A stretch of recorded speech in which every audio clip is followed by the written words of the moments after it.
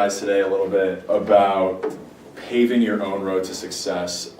We hear a lot like, oh, I want to be the next Steve Jobs, or I want to be the next this. Like, I tell people, I want to be the first Jesse Henry. I'm not going to be like Steve Jobs. I'm never going to be a Mark Zuckerberg. I'm never going to be this guy or that guy or you or you or you or you. You're all going to develop in your own person. So for you to sit there and say, hey, I want to be the next Elon Musk, even, like, yeah, he's a great person to look up to and to, you know, research the things that he does. And the gentleman that you were talking about at the last meeting, his name's slipping my mind at the moment. He does what exactly? The book writer. He's a really famous book writer. Anthony Robbins. Tony Robbins, right? Right. Tony Robbins, great guy, right? Really great speaker, great author, but he's paved his own path. And yes, he had people that he looked up to. He had mentors and whatnot, but at the end of the day, he paved his own path. So I'm going to talk to you a little bit today about my path, and then kind of allow you to shape your own path. My path will never be your path. I've gone through things in my life that you guys will never go through, and vice versa. So don't think that my path is the right path or wrong path. It's the path for me. Your job today is to uncover your own path. So I'm going to help you with that a little bit after. So how many people are business majors here? Zero? My like switching. Switching? All right. How many people would like to own a business when they're older? Yes, no, maybe so. Yes, no. Not your thing. Okay. So when I was younger, I was the type of kid who was like, I don't have the balls to open up a business, right? I'm a pansy. It's not for me. Maybe I could be a manager or something, but I'll never be that guy, right? And when I came to college, I kind of had a paradigm shift in mindset. And I don't know if it was pledging that kind of made me sack up, but I started to realize, like, the only person stopping you is the person that you see in the mirror. There's really no one stopping you. The only person that can stop you is the government. So just don't evade your taxes, don't do something illegal, and literally nothing is going to stop you. So it really made me realize when I applied for the entrepreneurship program, they told me, hey, write about things that you used to do, right, when you were in elementary school, middle school, high school, that made you entrepreneurial. So I really had to dig deep into my mind. And the first thing I thought of was mechanical pencils. How many of you used mechanical pencils when you were, like, elementary school, middle school? A lot? Yeah. Okay, so for some reason in second grade, mechanical pencils were a big thing. So I didn't even realize it, but I was doing concepts of business. I would give out 2 pieces of lead, but I would require them to give me 3 pieces. So I was getting interest on lead, which is like a simple concept, but as a second grader, you're not like, oh, I'm taking interest on that. You're like, no, I'm giving you 2, you give me 3 back. I would front people pencils in order to get 2 pencils back. So I'd increase my inventory by little basic things. So in my entrepreneurship essay, I wrote about the mechanical pencils. And then another thing that I really harp on is opportunity recognition, recognizing an opportunity in the marketplace that no one else sees. So a lot of opportunity recognition, under that you have a feasibility analysis, right? So how feasible is this business within the scope of the industry? And a needs analysis. So is this product needed? Is your service needed? And fundamentally, the reason why 80 to 90% of businesses fail is because they don't solve a need. There's no inherent need that they're solving. They just say, hey, I have this cool product, I have this cool camera, I have this cool piece of paper, I'm going to sell it. Well, there's already 1,000 pieces of paper out there, 1,000 cameras. What makes your product different? What need are you satisfying? So I don't know how many of you are from Florida and were affected by Hurricane Wilma or Katrina. Katrina was New Orleans. New Orleans. Okay, Hurricane Wilma. So when Hurricane Wilma hit South Florida, I was in 8th grade. I lived very far away from all my friends. I was a Tamarack kid. They all lived in Parkland. So I couldn't see my friends, no phone, no anything. And I'm sitting there like, I need something to do for 2 weeks. So all the screen enclosures in my whole neighborhood, they were all knocked down. So I was like, hey, I'm going to go collect scrap metal. I'm going to go around to all these people, and I'm just going to collect their scrap metal and see if I can pawn it off, right? So I would go to these houses, and I'd say, hey, can I take your scrap metal? I'm just looking to help out the community, right? I took the back door in. Not telling them that I'm going to sell their scrap metal. So they ended up giving me 20, 30, 50 bucks to clean up their yard. I wasn't even asking for money. They were just giving me money. By the end of a week and a half, I collected 5,000 pounds of metal, and I sold it for about 25 cents a pop. So I made a pretty good chunk of change for an 8th grade kid. help pay for a plane ticket, nice little vacation. I helped my parents out with some stuff. But that right there is a perfect example of solving a need, right? There's this mess everywhere. I took advantage of this terrible event that happened, caused a lot of people to be homeless, but with every bad thing, there's a good thing that comes with it, right? So I thought that was a really interesting example. And when you're in 8th grade, you're not thinking about the economics of everything, right? You're just kind of going about life. But looking back, that was really like a pivotal moment for me in my life, was taking initiative, and instead of just sitting on my butt for 2 weeks playing cards, playing Game Boy, I actually went out and did something. So moving on to college, I started a few businesses. I started a koozie company. We failed epically. Why did we fail? I didn't solve a need, right? You can go buy koozies online. There wasn't any value that I created that no one else could create. So it was an epic failure. I sold some to some Greek organizations, some friends, but at the end of the day, we didn't get really off the ground because there was really no need that I solved. Now I own a video production company called Catalyst Media. We shoot a lot of Greek life videos. And the need that I solved there was that there was no one satisfying the need within the Tallahassee demographic for Greek life, right? So there's a million video production companies out there, right? Inherently, there's no difference between my video production company and somebody else's. The need that I'm solving is the niche, right? There's no one that's solving this problem for Greek life. And if you don't know, sororities have tons of money, and they love to throw it around. They love videos, and they love making themselves look pretty. Oh yeah. So because of that, I was able to start a business that's now succeeded. So really what I'm trying to get across to you guys is that if you're looking to start something, start with something you're passionate about, something that you love to do, something that will make you excited to get up at 8 a.m. If it doesn't make you excited to get up at 8 a.m., it's not worth it.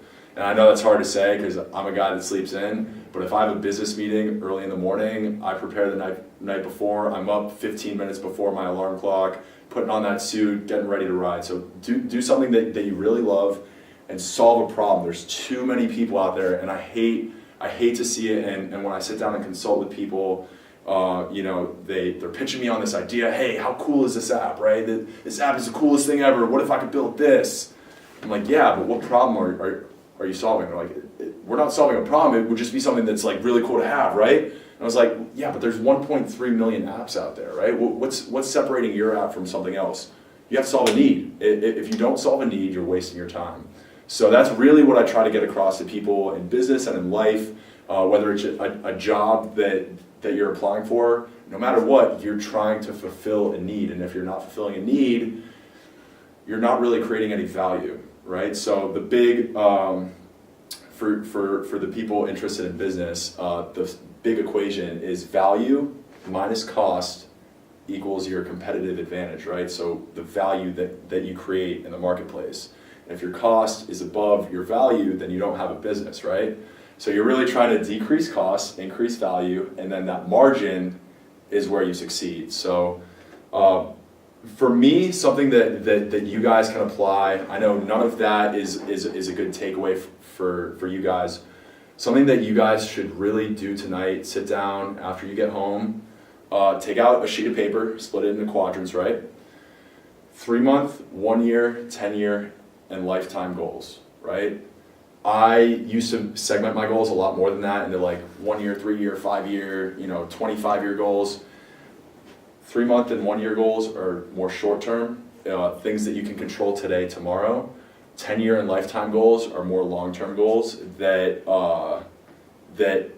you need to be looking at consistently, because too often people are just going throughout life and expecting that they're going to end up in a good spot, but they're not setting a target for themselves, right? So they're like shooting an arrow at the wall, but then they realize the target's over here and they should have been turned this way, right? So I really encourage people to do their goals. I think 3-month, 1 year, 10-year, and lifetime goals are a really good thing to do. And on the back of that paper, write down your purpose. And a lot of people don't really understand that. I didn't really find out my purpose till a few months ago. I figured out, and it's in my bag. If you would like, I can read it to you. It's in bullet points, but the premise of it is to encourage people to build their own dreams, to start their own businesses, to empower others, and to create a better society. There's too many people out there that are just into these get-rich-quick schemes, these multi-level marketing programs, which I know there's been a few people, I think you were involved in one? I did one, yeah. At one point. For me, that's not entrepreneurship. That's promoting that you can possibly just sit on your butt and make money. That's not really creating. Not necessarily though. I mean, some people like at the top, they do hustle their ass off. Oh, the people. Well, why do they hustle their ass off? Because they're getting the biggest paycheck. Right. That's true. So I mean, I'm not trying to bad talk multi-level marketing and network marketing. It's not for me, but I've seen too many people fall into the trap of thinking that because they can do this, then they can sit on their butt. There's people, and I've seen people buy a BMW cash from what they've done in multi-level marketing. So I'm not saying it doesn't work.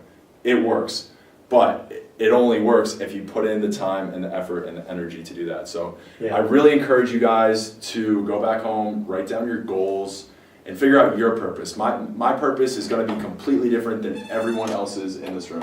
How's it going? So if you really want to find out your purpose, go back and find things that you enjoy today.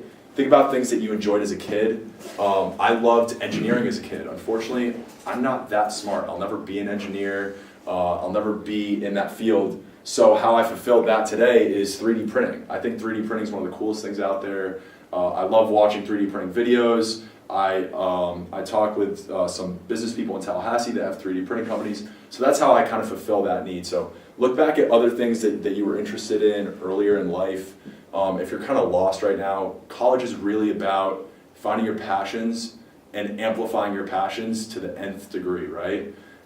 We all had these experiences in high school and maybe the beginning of college. It was a little bit here, a little bit there. But now is the time to really concentrate your efforts and concentrate your goals and concentrate your vision and drive forward and get that tunnel vision going. Get that, I have my eye on the prize and there's no one that's going to stop me from achieving my goals. So if there's anything to take away from this, I know my story is probably not the most enlightening story.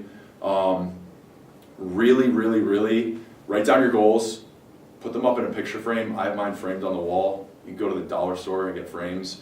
But it meant a lot for me to print it out on paper, write them down, and put them up on the wall. And now every night before I go to sleep, I look at my short-term goals, my long-term goals, my purpose, and I go to sleep with a smile on my face, knowing that I did something today to work towards those goals. Another little tidbit, I'm just trying to think of other tidbits that really help me. Oh, this concept called, it's going to sound really fancy, but it's really easy. It's called the aggregation of marginal gains. And all that means is if you could picture the beginning of a bell curve, right? Just going up the line, is getting 1% better every day, right? So if you could get 1% better every single day after 100 days, right? You're now 100% better. So it's using the concept of kind of compounding interest. So if you become 1% better today and 1% better tomorrow, that 1% from yesterday compounds on the back of the 1% today, which will compound on the back, compound on the back of the 1% tomorrow. So what you'll start to notice if you take this into your life is that in 3 months you're going to get this crazy good opportunity, whether it's in business, whether it's in your personal life, or it's an organization or a club, some new opportunity will come to life. And that opportunity will only have come to life because of something that you did 2 months previously because you were trying to increase by 1% each day, right? So if you really use that to your advantage, you can create amazing opportunities that you never thought was possible. But I forewarn you, the aggregation of marginal gains works the exact opposite, called the aggregation of marginal losses, right? If you're the type of kid that's doing drugs every single day and not being productive, listen, we've all had our little bouts with what's it called. I'm not saying that haven't been there. I won't go there in the future. But if you're doing bad things every day, that's going to aggregate into something even worse. It's going to end up, I'm not saying that you're going to end up in jail or something really, really bad might happen, but the aggregation of marginal gains works the exact opposite. So if you're not improving, you're getting worse, right? I always tell people that are like, oh, well, I stay the same, right? I'm just like, I'm on a pretty constant track. And I'm like, all right, well, think about inflation, right? Inflation increases at 3% per year. So if you're staying the same, you're actually decreasing because the market's increasing at 3%. You're not increasing at all, so you're actually decreasing year over year by 3%. Aggregate that over 10 years, you're not in a good spot to where you could be. So whether it's business, whether it's finance, whether it's fashion, whether it's whatever you're into in life, really find that passion. Find out your purpose in life, what you think you're put on this planet for. It has nothing to do with your religious beliefs. I'm not very religious at all. I was not raised with a religious background. Find what you're really, really, really passionate about and dive into that head first. Call business people that are in that industry. Call up friends, family, whoever you need to and say, hey, this is what I'm interested in. Who do you know in this industry? Who do you know in this field that I could talk to? Whether it's psychology, whether it's, I don't know, what are some of your interests? What about you? Legal. Legal? Yeah. I'm assistant office manager of a law firm. Oh, that's right. You were telling me. So you're in that field nitty gritty already. Perfect. So you're working to fulfill your goals and fulfill your purpose, right? There you go. What about you? Economics. Economics? Yeah. Is that a field that you think you'll stay in? I honestly want to open up my own ice cream company. Ice cream company? Yeah. Jeez. So it's like something completely different. Okay. Well, I mean, economics is definitely needed in that. I guess. Are we talking like food truck, or are we talking? No, we're talking about like stores. I want to buy Ben and Jerry's. You want to buy Ben and Jerry's? High five, dude. If you buy Ben and Jerry's, give me a call. Oh, for sure. Please, man. let me know. Sure. What about you guys in the back? Psychology. Psychology? I love psychology. When I came to college, I started with marketing, and my rationalization with marketing is business psychology, right? It's figuring out the customers how they behave, how they make decisions. So I really took the back end of marketing into I started studying the brain and kind of how the consumer thinks. So I'm right with you on psych. AP Psych was my favorite class in high school. What about you? Oh, I'm switching to business. Switching to business? Computer engineering. Computer engineering. You got the world by the balls, brother. Let me tell you that. You have a great opportunity there. I wish that I had the brain capacity to learn that a little better. I'm just starting to get into the basics, variables, strings, modules, little tiny stuff. But you have the opportunity, if you think of a business idea, you can have a prototype out there in 24 hours. Once you get into the really good stuff of computer programming, but figure out what it is that you're really passionate about within that, right? And try to make a difference in the world using your knowledge that you already have, right? What about you? Occupational therapy. Occupational therapy. Tell me a little bit about that. Why'd you choose that? It's just helping people with their day-to-day activities, Okay. It's kind of like physical therapy, except it's different.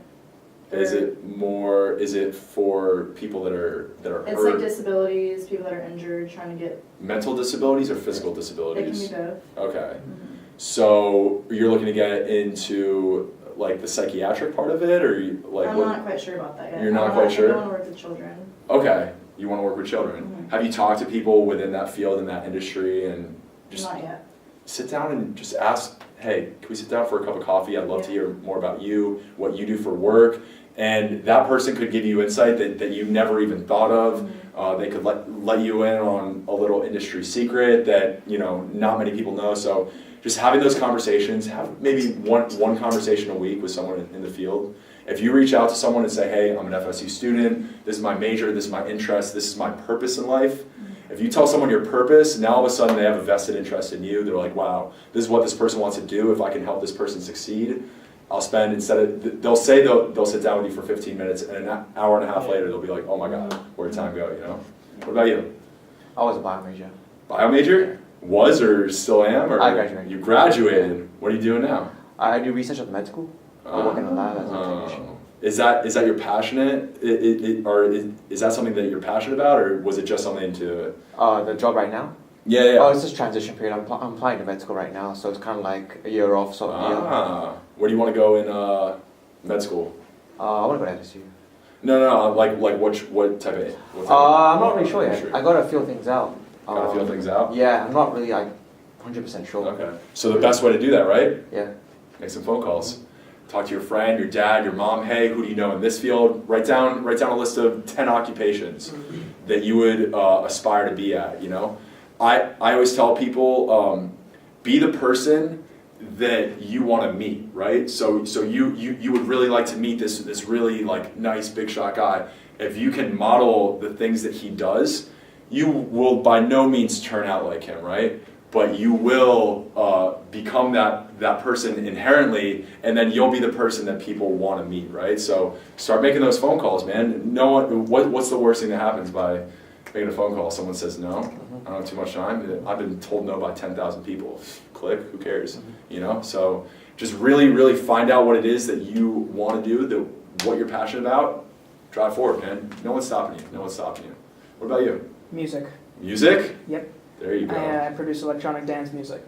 Ah, a little DJ over here. Good stuff, man. Do you play at any of the nightlife? I'm a freshman, so I just moved here. I Okay. already have started doing a little bit of promotion work for some of the nightclubs. Cool. And I've talked to my boss a couple of times, and he said, like, the more you work and, like, if you get enough people coming regularly, then I'll put you up on the decks one night. So, Nice. So where do you see the future of EDM music going? I think that right now it's just becoming so overly commercial that there's an imminent backlash. I agree. And that, as soon as the, cookie cutter trap music and festival house kind of dies down, what's going to be left is, the people who are still true to the real music. And that's what I'm seeing coming within, I think, at least the next 2 to 3 years. People already think that all EDM sounds the same because of all this. I got you. And then soon enough, they'll be sick of hearing the same 8-bar loop for 4 minutes straight. Yeah. But Austin, let me ask you something. Yeah. Do you think that we can get off the cookie cutter music, like the trap and all that I definitely music think that so. just plays on pots all the time? Because it's so catchy. Like, why would it go out of the scene? Because at some point, people are looking for more out of music than just mood music in a club. I agree. Huh. Someone actually asked me, one of my friends, he's really into the EDM. I'm not personally like as into it. I don't know the names of the DJs and stuff. He's like, yeah, what do you think that the next big thing will be? I was like, maybe like disco tech or like reggae tech, bringing back something old school, right? Or something from the 40s or 50s. Something like that used to be cool. Yeah. Mix it in, and you never know, it could pop off, So, I mean, the opportunities are endless with there. The EDM scene kind of just started a whole new breadth of music that Really the opportunities are endless. If you'd like, one of the gentlemen in my fraternity, he DJs now, DJ Crespo. Heard of him, yeah. He started off. Before it was Coliseum. I don't know if any of you were here. It was Chubby's, and let me tell you, Chubby's was the place to be. I could not believe it. Before I even pledged, I got a chance to go up to the DJ booth and meet him. And this was when he was like a local town celebrity, and it was Dirty Rush to the max, man. That was their like little propaganda to get me in. Now, in hindsight, I saw it up then. I'm like, oh, they really like me, man. They just like Yeah. No, they want me to rush. So. Oh, you guys been to Coliseum all of you, right?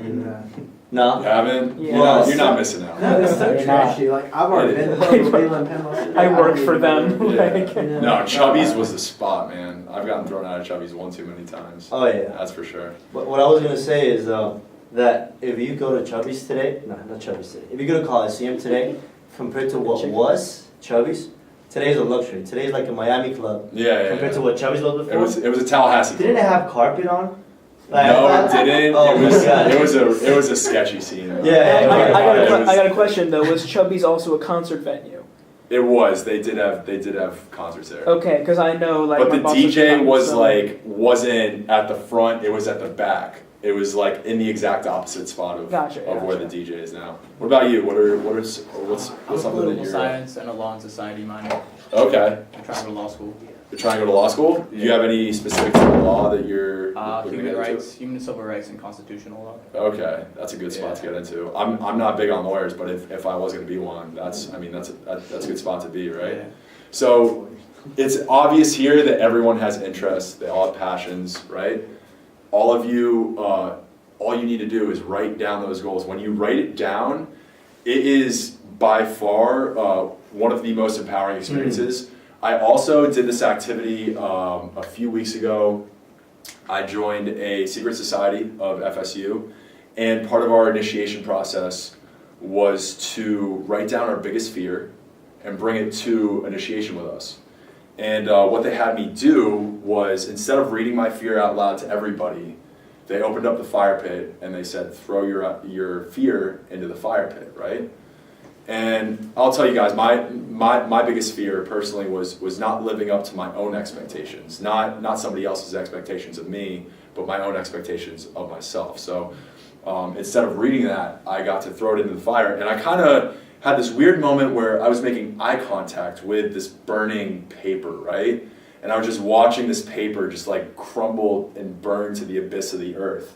And it really empowered me and realized like there's no one stopping me, right? Like there's no reason that I should be afraid that I'm not going to fulfill my own destiny. Like, I'm going to do it, right? There's no one stopping me. So that was a great activity. Even if you light a little fire in your backyard by yourself, I definitely suggest writing down your fear.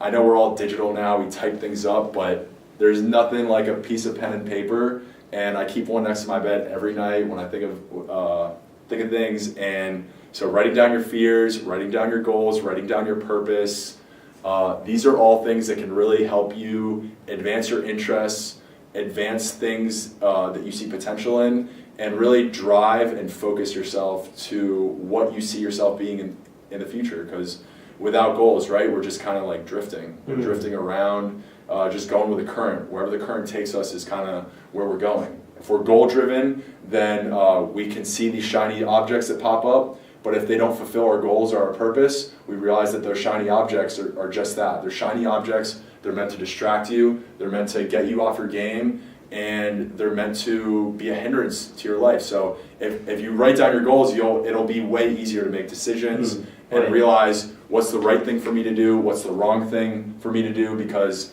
those shiny objects, they pop up every single day. I see a new shiny object, right? Whether it's a girl, whether it's someone with drugs, whether it's, the nightlife scene, hey, come out tonight. Instagram. Instagram has the most shiny objects, The shiny objects are everywhere, especially in Tallahassee, right? We all know that 7 nights a week there's shiny objects. So really write down your goals, write down your purpose, and don't be afraid to reach further than you think you can go. Too frequently we think inside the box. We think, I can only be a sales rep, right? I can only be a manager. No, you can build your own dreams. You can have people working for you. You can create a sustainable change that can make a difference in this world. So empower yourself. If it takes TED Talks videos, if it takes having a pen and paper at your bed every day, I really, really, really highly suggest that you write down your goals, write down your purpose, and write down what you're most afraid of and burn that shit to the ground. Nice. So that's all I got.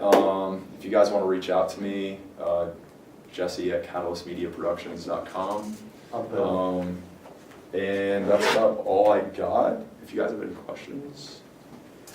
I didn't really come with anything prepared. I just wanted to talk to you guys, and I really, really hope that after today that you guys write down your stuff. If there's one thing that you got from this, write down your fucking goals. Come on, guys. We're all college kids. This is the time where we need to focus on making a change in ourselves and our community, in your family, whatever your purpose is, figure it out and move forward, all right?